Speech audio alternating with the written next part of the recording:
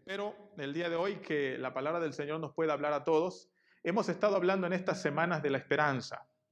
Una nueva esperanza es nuestra serie y creo yo que en las reflexiones que hemos tenido, la que dio el pastor Ángel, la que yo di la semana pasada y esta semana, yo espero que el Señor ya pueda ir trabajando en nosotros el tema de la esperanza, que podamos entender bien la esperanza y sobre todo que podamos nosotros caminar en esperanza.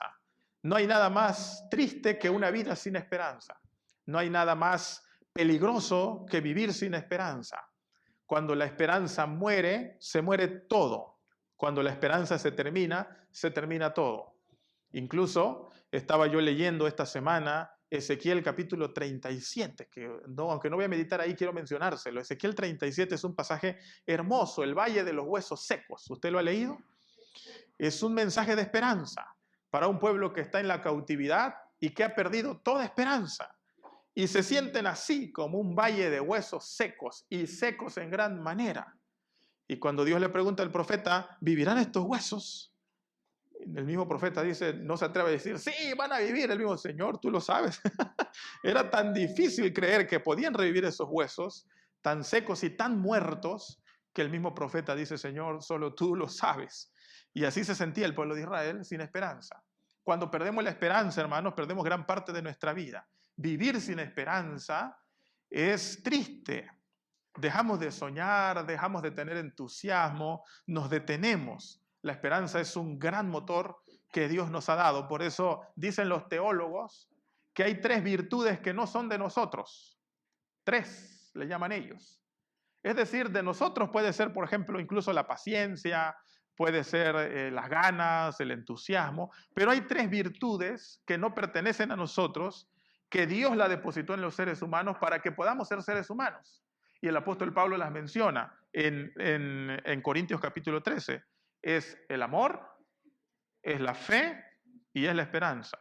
A eso los teólogos le han llamado las 3 virtudes teologales. Es decir, son virtudes de Dios para nosotros. No son producto de la evolución. La esperanza no surge del ser humano evolucionado. No son cosas que aprendimos. Son cosas que Dios depositó en nuestro corazón. El amor, la fe y la esperanza. Y por eso hemos decidido tomar estas semanas para hablar de la esperanza y que Dios nos ayude a avanzar en esperanza. Hay mucha desesperanza en el mundo. Usted abra el periódico y va a ver desesperanza. A veces abrimos las redes sociales y vemos desesperanza. Hay desesperanza por todos lados. Pero la Biblia es un libro de promesas, decíamos la semana pasada, de promesas de Dios que nos invitan a vivir en esperanza, esperando el cumplimiento. Amén. Es un libro de donde Dios promete y Dios cumple, Dios promete y Dios cumple. Y así el Señor nos invita a vivir hacia adelante. Amén. Miren, déjenme mencionar algunas cosas. La esperanza entonces es una virtud divina. Es una virtud divina. Esperar sí puede ser una actitud humana, pero la esperanza es una virtud divina. Quiero que eso se lo lleve hoy, por favor. La esperanza es una virtud divina. Y es un anhelo que Dios puso en nuestros corazones, en el corazón de todo hombre. Porque es la esperanza la que va a inspirar algunas actividades humanas. Imagínense que Dios no hubiese puesto esperanza en nosotros. ¡Wow! ¡Qué terrible!, ¿verdad? Todos nos hubiéramos suicidado ya. Todos estuviéramos ya muertos, el progreso no fuese posible, el desarrollo no fuese posible.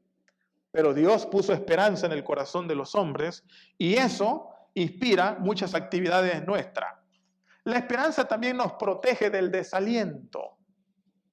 Cuando nos sentimos desanimados, cuando nos sentimos desalentados, es la esperanza quien nos hace nuevamente mirar de forma positiva. Si solamente tuviéramos desaliento, si solamente tuviéramos desánimo, pero no hubiese esperanza, jamás íbamos a poder salir de ahí. Esos se iban a convertir en cuadros crónicos para todos nosotros. También la esperanza nos sostiene del desfallecimiento.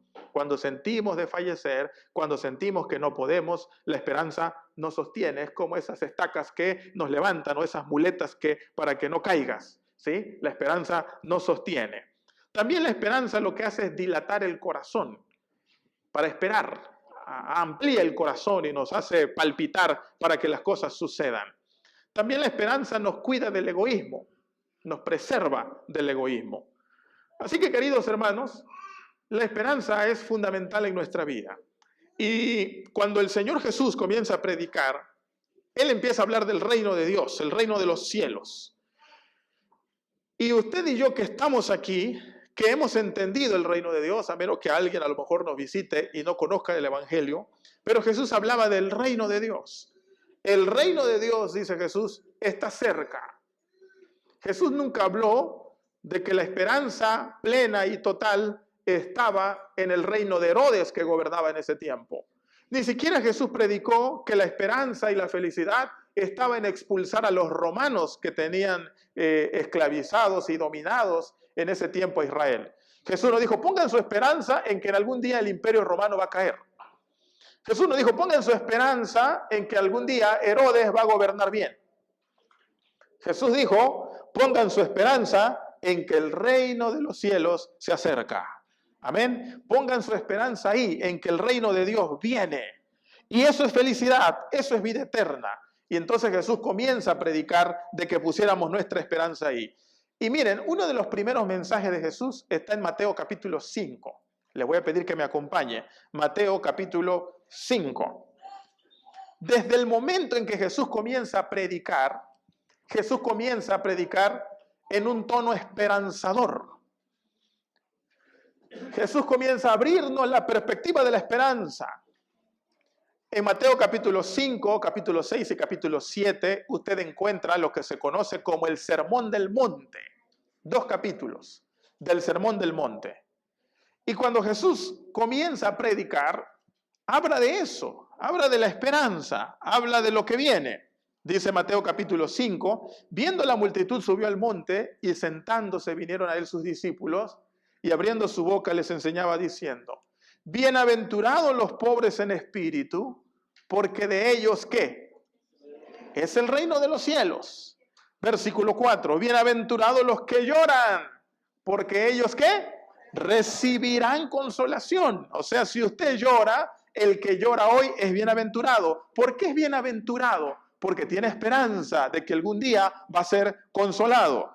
Bienaventurados los mansos, los humildes, porque ellos recibirán la tierra por heredad. Bienaventurados los que tienen hambre y sed de justicia. Mire lo que dice aquí, porque una de las cosas que más nos indigna a nosotros es la injusticia, ¿verdad? La impunidad. Y uno ve hoy, por ejemplo, estamos viviendo en México lo que algunos han llamado el juicio del siglo en México, con un personaje importante del país que está siendo enjuiciado en este momento en los Estados Unidos. Y cuando uno escucha todos los testimonios y todo lo que pasó en años anteriores, uno dice, caramba, pero ¿cómo es posible que haya habido tanta injusticia? Tanta maldad. Y uno dice, ¿dónde? ¿Quién? ¿Quién va a poner justicia en este mundo? ¿Quién va a hacer que las cosas sean bien, que funcionen? ¿Cómo es posible que haya toda una cultura de corrupción, de maldad? Y entonces Jesús dice, bienaventurados los que tienen hambre y sed de justicia, porque ellos, ¿qué? Serán saciados. Bienaventurados los misericordiosos, porque ellos van a alcanzar misericordia. Bienaventurados los de limpio corazón. A mí esta bienaventuranza me llena de fe, de esperanza, porque uno vive la vida cristiana y ser cristiano es difícil. Yo siempre he dicho, ser cristiano es una de las cosas más difíciles que uno puede tomar. Es muy fácil pecar, ¿sí o no? Porque el corazón está lleno de pecado, es muy fácil pecar.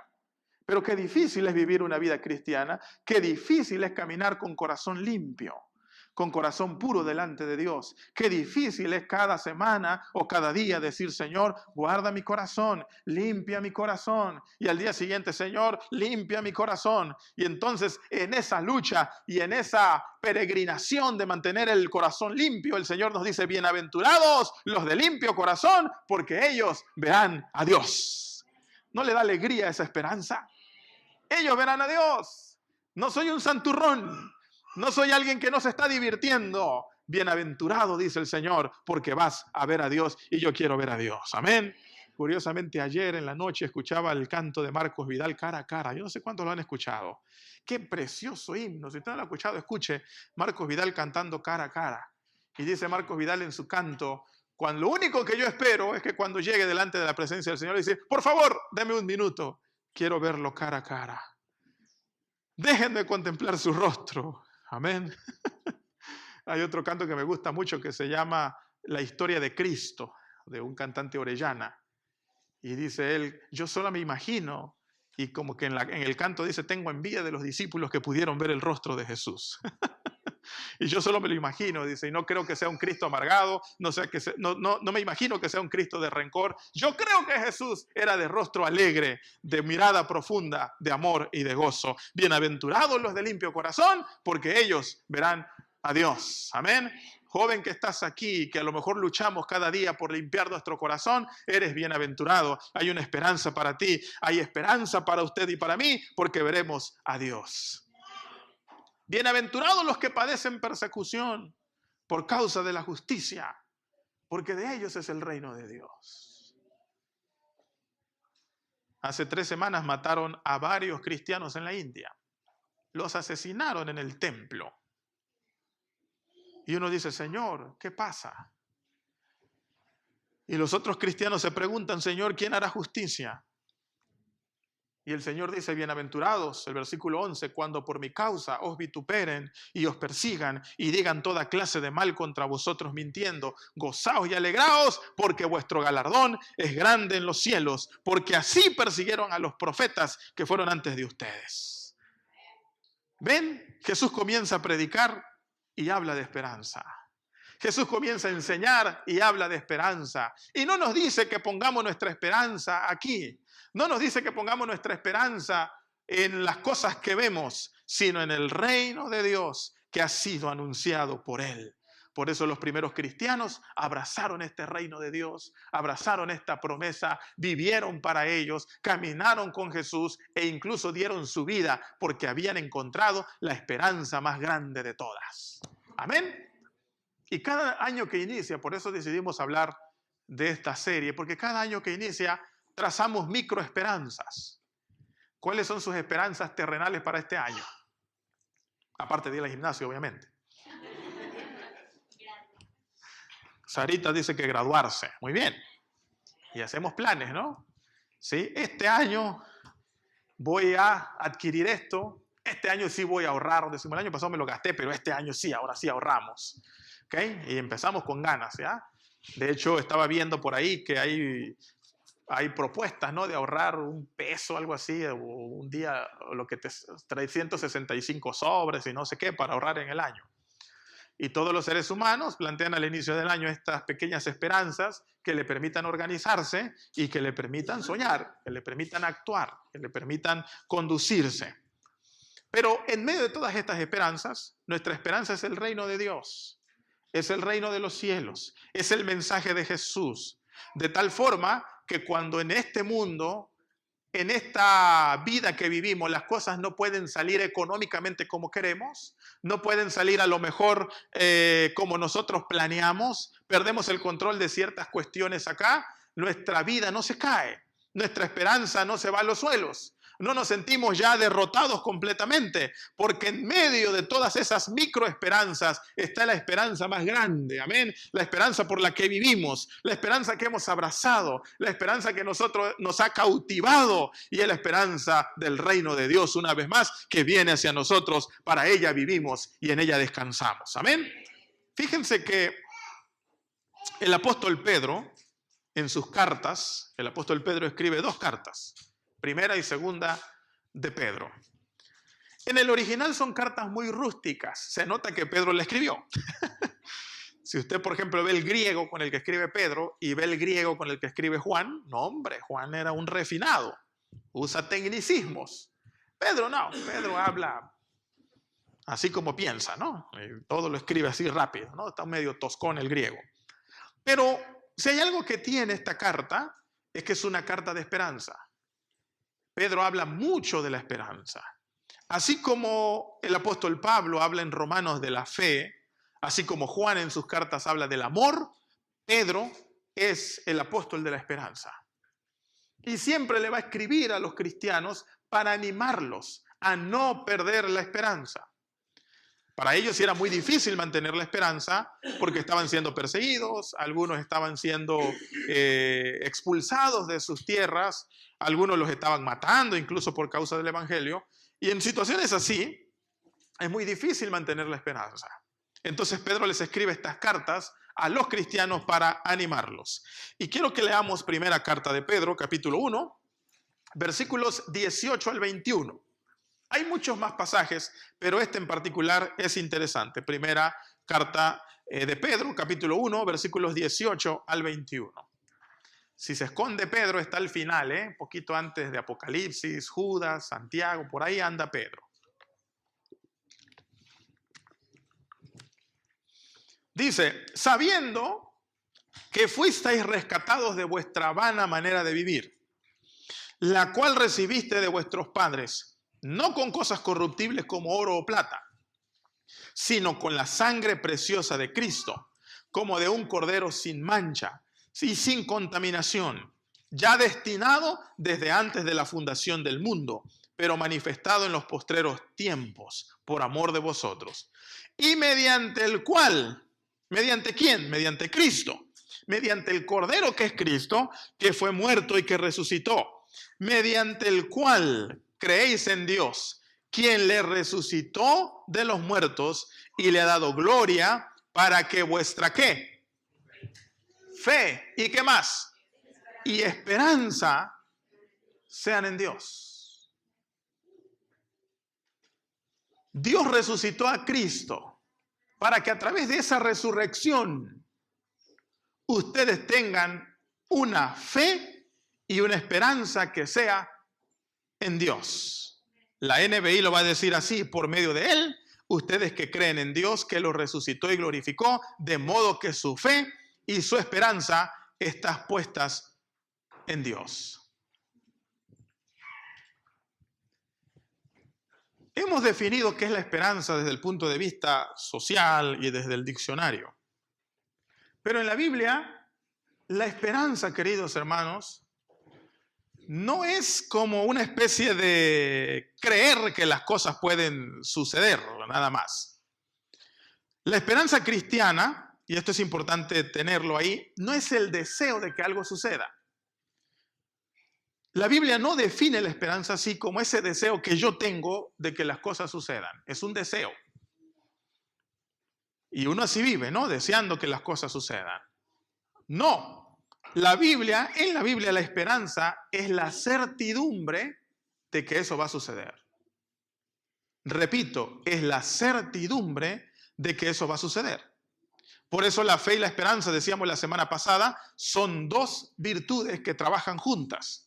De hecho, Hebreos capítulo 11 también habla de la fe en esos mismos términos. Dice Hebreos capítulo 11, versículo 1, que es pues la fe, ¿la qué?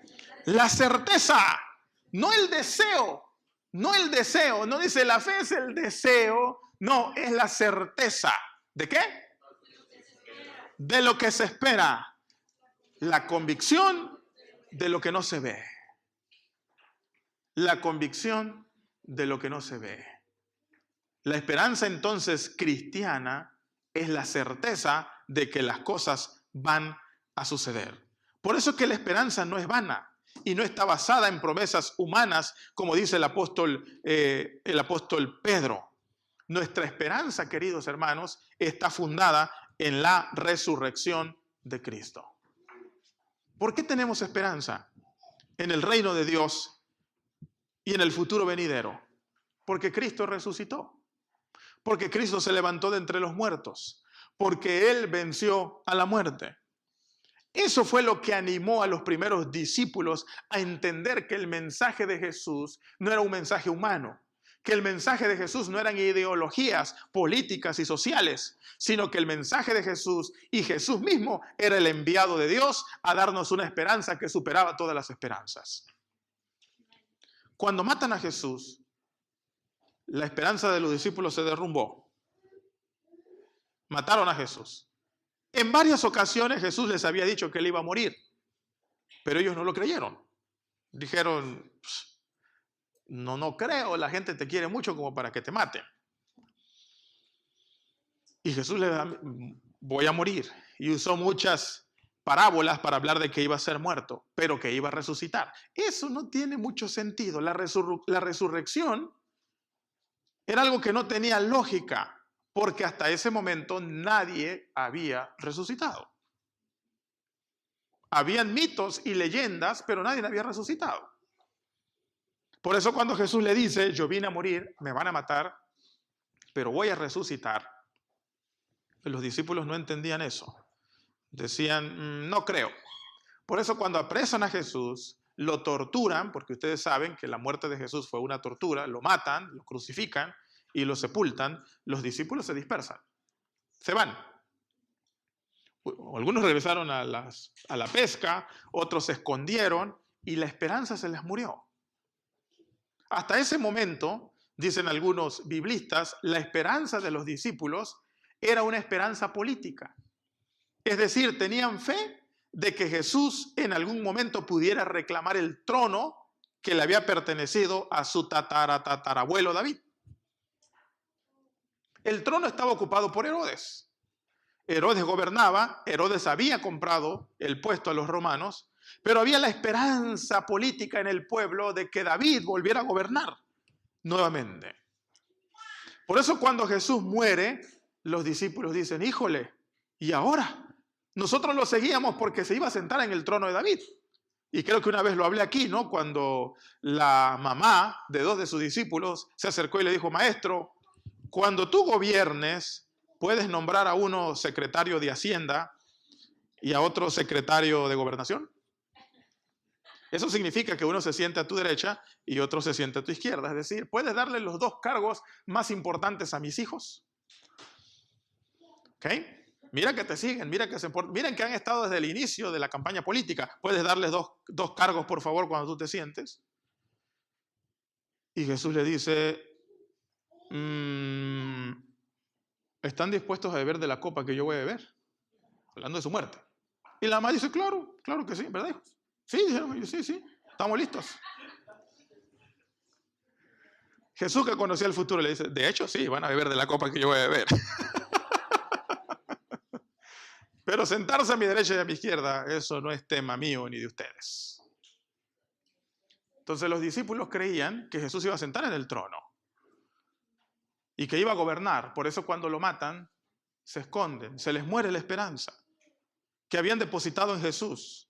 Acuérdense que a Jesús lo quisieron elegir rey en más de una ocasión. Dice la Biblia que una vez lo agarraron y le dijeron, sé nuestro rey, y empezaron a gritar, viva el rey, y llegaron, viva el rey, ahora sí ha llegado. Y Jesús dice que se escabulló y se escapó y se fue. ¿Por qué? Porque esa, aunque es una esperanza necesaria para la política y para todo lo demás, no es la esperanza más importante. No es la esperanza que va a sostener la vida. No es la esperanza que nos va a dar dirección realmente. Y por eso Jesús se fue. Y cuando muere, los discípulos se entristecen. Hasta que un domingo van las mujeres al sepulcro a ungir el cadáver de Jesús.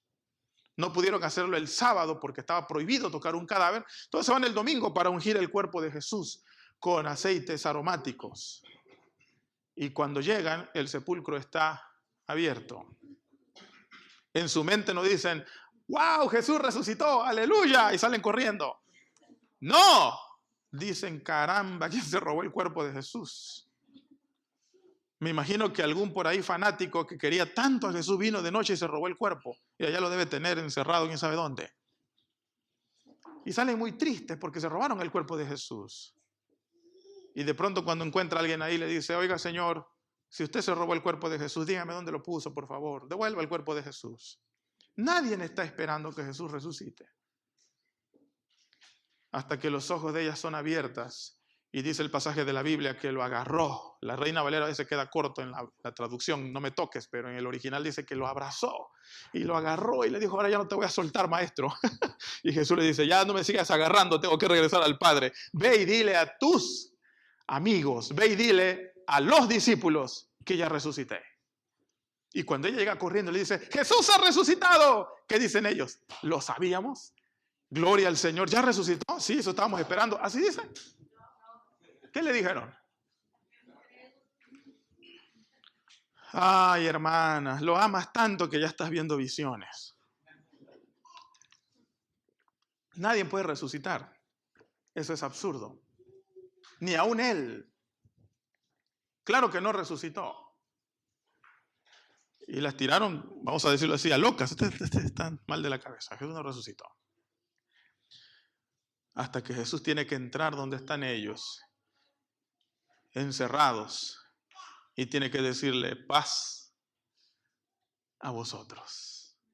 Ay, hermanos, qué mensaje tan poderoso cuando Jesús se presenta por primera vez a sus discípulos. No llega y le dice, aquí estoy. No llega y le dice, ¿cómo están? No llega y les dice cualquier otra cosa. Entra, conoce sus corazones perturbados, conoce sus corazones desesperanzados, conoce que están pasando el peor momento de su vida. Y entonces Jesús llega y se presenta, lo ven y les dice, en paz a vosotros, yo soy la paz de ustedes, yo soy la paz que ustedes necesitan, mírenme, ahora tienen paz, ahora se organiza su vida, ahora se reordena su vida, ahora su vida tiene sentido, tengan paz a vosotros. ¿Saben cuándo perdemos la paz? Cuando aquello que tenemos el control se nos descontrola. Mientras usted tenga el control de las situaciones, usted está tranquilo. Perdemos la paz cuando perdemos el control. Cuando las cosas ya no salen como nosotros queríamos, cuando las cosas ya se nos salieron. Mientras podemos pagar la deuda, entonces decimos, sí puedo todavía. Pero cuando perdemos el control y ya no podemos pagar la deuda, se nos va la paz. Mientras estamos medio enfermos todavía nos dicen, oigan, échenle ganas, cuídense. Bueno, ahí la lleva, ¿no? Pero ya cuando te dice el doctor, ¿sabes qué? Tú estás grave, ya no te cuidaste. Ahí entonces se pierde la paz. Mientras tenemos el control de esa relación, de la familia, del ser querido, de todo, nosotros tenemos paz. Pero cuando perdemos el control, nadie nos puede dar paz. Por eso Jesús llega y les dice, ustedes sienten que la vida se les vino abajo. Ustedes creen que malinvirtieron estos 3 años y no llegó a ningún lado. Ustedes creen que perdieron el tiempo y están diciendo, ¿y ahora qué voy a hacer? Y ahora si salgo me van a apresar. ¿Y ahora qué va a pasar con mi vida? Eché estos años por la borda. Entonces Jesús le dice, aquí estoy yo, tengan paz. Recuperen la paz. Amén. Yo sigo estando en control. Bendito el nombre del Señor. Amén. ¿Cuántos se gozan de eso, de que Él es nuestra paz? Si es su paz, denle un aplauso en esta hora. Tú eres mi paz, Señor. Tú eres nuestra paz. Aleluya. Yo soy su paz. Y Jesús resucita. Y aquí entonces comienzan a predicar que la esperanza que ellos y nosotros tenemos es que Jesús ha resucitado. Jesús resucitó. Y eso se va a convertir en el fundamento de la predicación cristiana. Jesús está vivo. Él no está muerto. Jesús está vivo. Y eso nos va a narrar el libro de Hechos, que llegaban y predicaban y decían, venimos a predicarle de Jesús. Y ellos decían, pero si Jesús ya lo mataron. No, Jesús resucitó. Él está vivo. No es cierto. Sí, está vivo. Y veían al cojo que de pronto empezaba a caminar y decían, ¿y qué le hicieron a este cojo? Jesús lo sanó porque está vivo. Y comenzaron a ver milagros. Pero ¿qué está pasando aquí? Es que Jesús está vivo. Y está vivo a través de su Espíritu Santo en medio de su iglesia. Está vivo a través de su Espíritu Santo en medio de nosotros. Jesús vive a través de su Espíritu Santo en la predicación de la iglesia. Y está aquí restaurando y creando un mundo nuevo. Amén. Jesús vive. Y algunos no creían. Y déjenme explicar esto porque a veces tampoco entendemos qué es la esperanza cristiana. En el siglo I, cuando los cristianos comenzaron a predicar, esa es la otra parte que quizás no leemos nosotros porque es parte de la historia, se levantó un intelectual llamado Celso y escribió una obra que se llama Contra los cristianos. Cuando vieron que el cristianismo se estaba extendiendo mucho en el Imperio Romano, él escribió una obra y le puso contra los cristianos, porque ya eran una amenaza. Y bueno, acusó a los cristianos que eran un peligro para Roma y bueno, un montón de cosas. Pero uno de los puntos que él escribe en su obra dice, si ya Cristo resucitó y venció a los poderes demoníacos, ¿por qué sigue habiendo maldad? Es más, el diablo parece que sigue igualito, haciendo de las suyas. Y fue una pregunta también que me hizo mi hijo hace algún tiempo. Si el diablo está derrotado, ¿por qué sigue el diablo como que haciendo de las suyas, verdad? ¿Y cuántos se han preguntado eso? Qué bueno, ustedes son muy santos, no se preguntan esas cosas.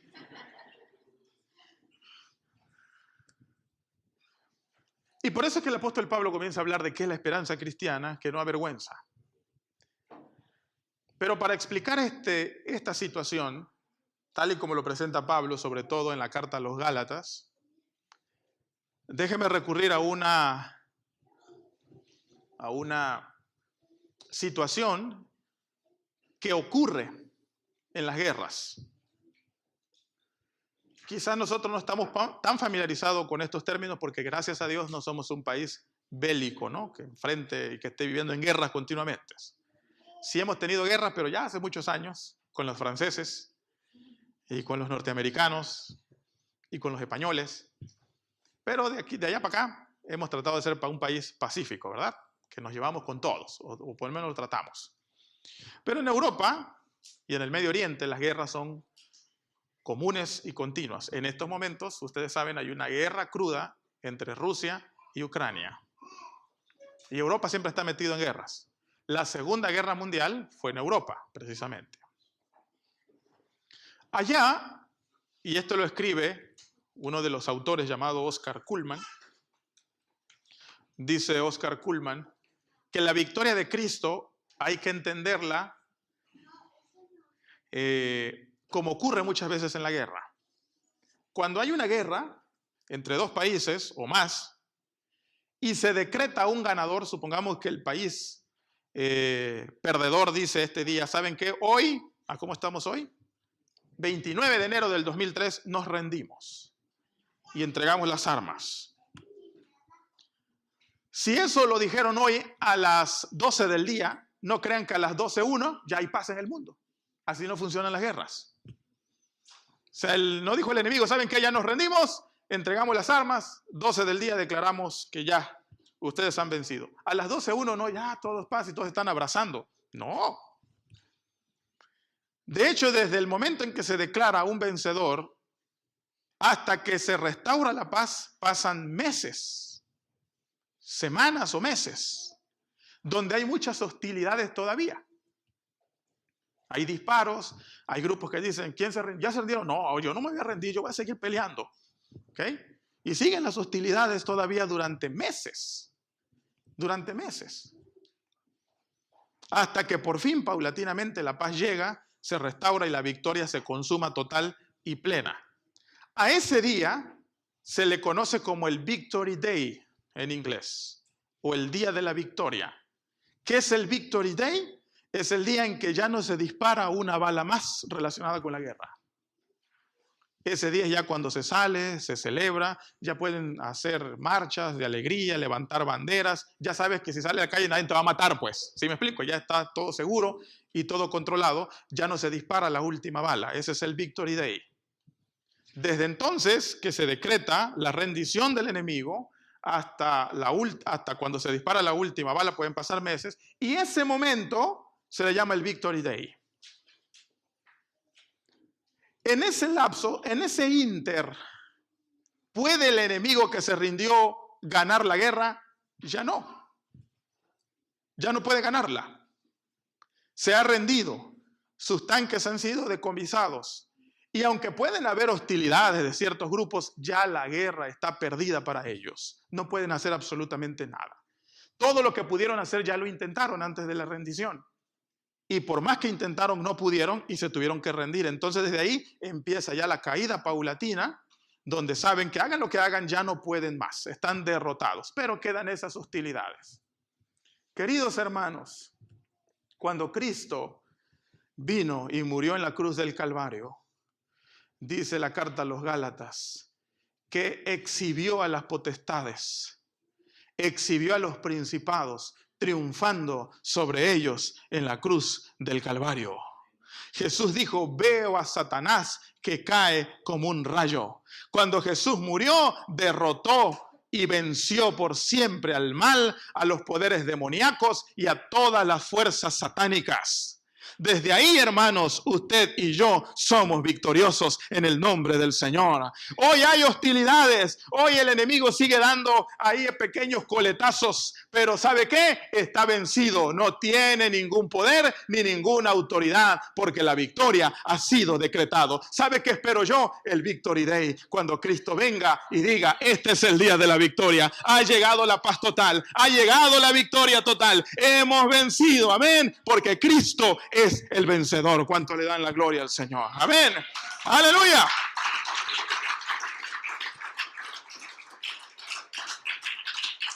Amén. Cuando allá se pase lista, decía una alabanza. ¿Se acuerdan? A mi nombre, yo feliz responderé. Cuando el enemigo llega a nuestro hogar o llega al corazón, le recuerdo que ya está vencido. Que haga su luchita, pero ya está vencido.